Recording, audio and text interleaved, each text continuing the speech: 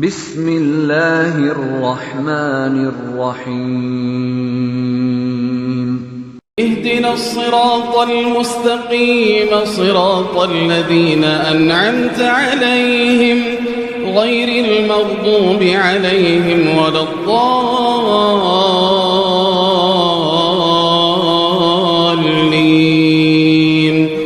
الحمد لله رب العالمين والصلاة والسلام على رسوله الأمين وعلى آله وصحبه أجمعين ومن تبعهم بإحسان إلى يوم الدين.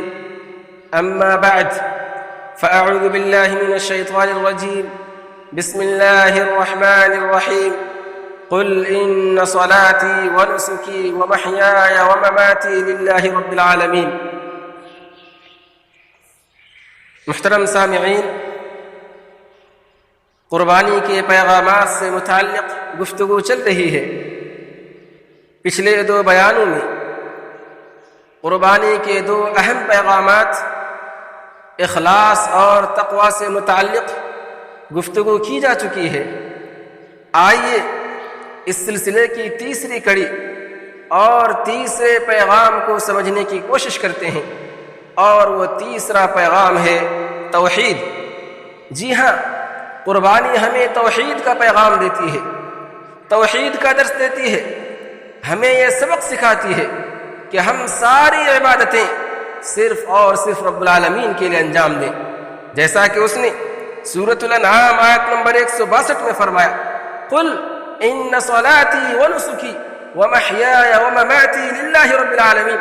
کہ نبی صلی اللہ علیہ وسلم آپ یہ کہہ دیں کہ بے شک میری نماز، میری قربانی، میری زندگی اور میری موت سب اللہ رب العالمین کے لیے ہے.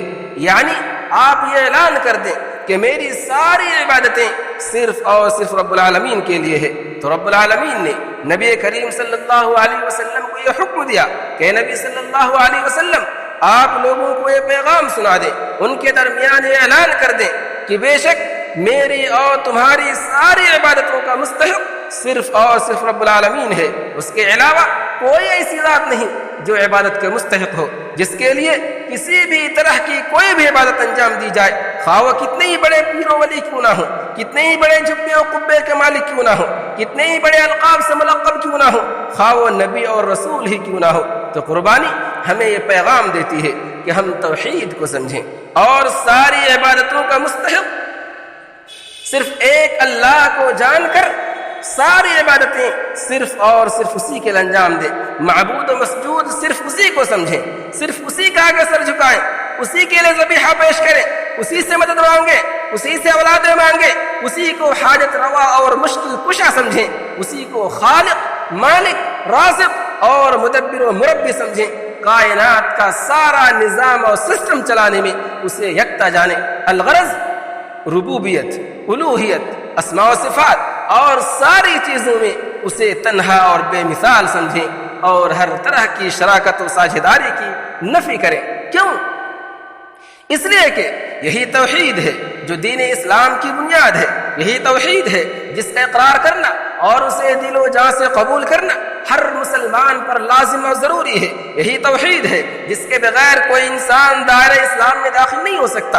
یہی توحید ہے جس سے ایمان و اسلام کا آغاز ہوتا ہے. یہی توحید ہے جو اسلام و کفر کے درمیان فرق کرتا ہے. یہی توحید ہے جس کی نشر و اشاعت کے لیے، جس کی اہمیت و ضرورت کو واضح کرنے کے لیے، جس کی عظمت و منزلت کو لوگوں کے دلوں میں بٹھانے کے لیے اور انہیں معبودان باطلہ کی بندگی سے نکال کر معبود برحق کی بندگی کا خوگر بنانے کے لیے، کفر و شرک کی غلاظتوں سے نکال کر ایمان و اسلام کی دولت سے مالا مال کرنے کے لیے، ضلالت کی تاریکی سے نکال کر ہدایت کی روشنی میں لانے کے لیے، اور دنیا و آخرت کی ہر طرح کی ناکامی و نامرادی سے نکال کر حقیقی کامیابی و کامرانی سے سرفراز کرنے کے لیے رب العالمین نے انبیاء و رسل کو مبعوث کیا. جیسا کہ اس نے سورۃ النحل آیت نمبر 36 میں فرمایا: وَلَقَدْ بَعَثْنَا فِي كُلِّ أُمَّةٍ رَسُولًا أَنِ اعْبُدُوا اللَّهَ وَاجْتَنِبُوا الطَّاغُوتَ. کہ ہم نے ہر امت میں ایک رسول بھیجا تاکہ وہ لوگوں کو یہ پیغام دیں، یہ دعوت دیں کہ تم توحید کو اختیار کرتے ہوئے صرف اور صرف اللہ کی عبادت کرو. اور طاغوت سے بچو، غیر اللہ کی عبادت سے بچو۔ یہی وجہ ہے کہ تمام انبیاء اور رسل نے اپنی دعوت کا آغاز اسی توحید سے کیا، جیسا کہ رب العالمین نے سورہ اعراف آیت نمبر 59 سے لے کر 85 کے درمیان مختلف انبیاء کرام کی دعوت کو پیش کیا، مختلف انبیاء کرام کی دعوت کا نقشہ کھینچا۔ چنانچہ نوح علیہ السلام نے اپنی قوم سے کہا یا قوم اعبدوا اللہ ما لکم من الہ غیرہ، ہود علیہ السلام نے کہا یا قوم اعبدوا اللہ ما لکم من الہ غیرہ، صالح علیہ السلام نے کہا یا قوم اعبدوا اللہ ما لکم من الہ غیرہ، شعیب علیہ السلام نے کہا یا قوم اعبدوا اللہ ما لکم من الہ غیرہ، کہ میری قوم کے لوگوں تم صرف اور صرف اللہ کی عبادت کرو، اس کے سوا تمہارا کوئی معبود حقیقی نہیں۔ تو غور کریں، دیکھیں کہ تمام انبیاء کرام کی دعوت کیا تھی، سبوں کی دعوت یہی تھی یا قوم اعبدوا اللہ ما لکم من الہ غیرہ، کہ میری قوم کے لوگوں تم صرف اور صرف اللہ کی عبادت کرو۔ کیوں؟ اس لیے کہ اس کے سوا تمہارا کوئی معبود برحق نہیں۔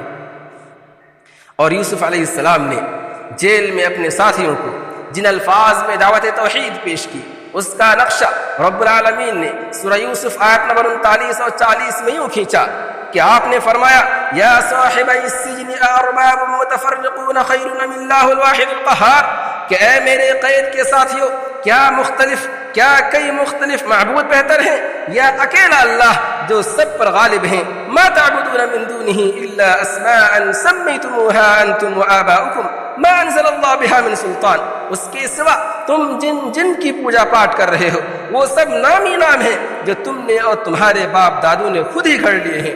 رب العالمین نے ان کی کوئی دلیل نازل نہیں فرمائی، ان الحکم الا للہ امر اللہ تعبدوا الا ایاہ ذلک الدین القیم ولکن اکثر الناس لا يعلمون، کہ فرما روائی تو صرف رب العالمین ہی کی ہے، اس نے حکم دیا کہ تم اس کے سوا کسی اور کی عبادت نہ کرو، یہی سیدھا دین ہے، لیکن اکثر لوگ نہیں جانتے۔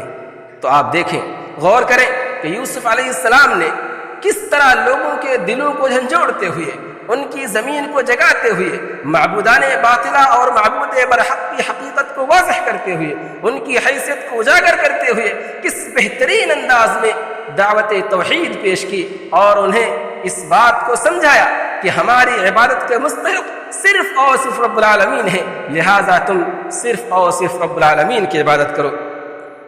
اور جہاں تک رہی بات خاتم النبیین افضل المرسلین نبی آخر الزمان محمد صلی اللہ علیہ وسلم کی، تو جب آپ نے اپنی اعلانیہ دعوت کا آغاز کیا تو لوگوں کو جن الفاظ میں دعوت توحید پیش کی وہ یہ تھی، جیسا کہ مسند احمد کی حدیث نمبر 23192، سنن الدارقطنی کی حدیث نمبر 2976 ہے، آپ نے فرمایا یا ایھا الناس قولوا لا الہ الا اللہ تفلحوا، کہ اے لوگو لا الہ الا اللہ کے اقرار کر لو کامیاب ہو جاؤ گے، یہ اقرار کر لو، اس بات کی گواہی دے دو کہ اللہ کے سوا کوئی معبود برحق نہیں، اور اس بات کو جان کر، اس بات کو مان کر ساری عبادتوں میں رب العالمین کو اکیلا اور تنہا جانو اور ساری عبادتیں صرف اور صرف اسی کے لیے انجام دو، کامیاب ہو جاؤ گے۔ پھر اسی دعوت توحید کی خاطر آپ نے اور آپ کے جانثار صحابہ کرام نے مختلف طرح کی تکلیفیں جھیلی، ناقابل برداشت اذیتیں برداشت کی، حتیٰ کہ آبائی وطن مکہ چھوڑ کر ہجرت کرنے پر مجبور ہوئے۔ پھر کفار و مشرکین سے جنگیں ہوئیں جن میں بے شمار صحابہ کرام نے اپنی جانوں تک کو قربان کر کے جام شہادت نوش کیا۔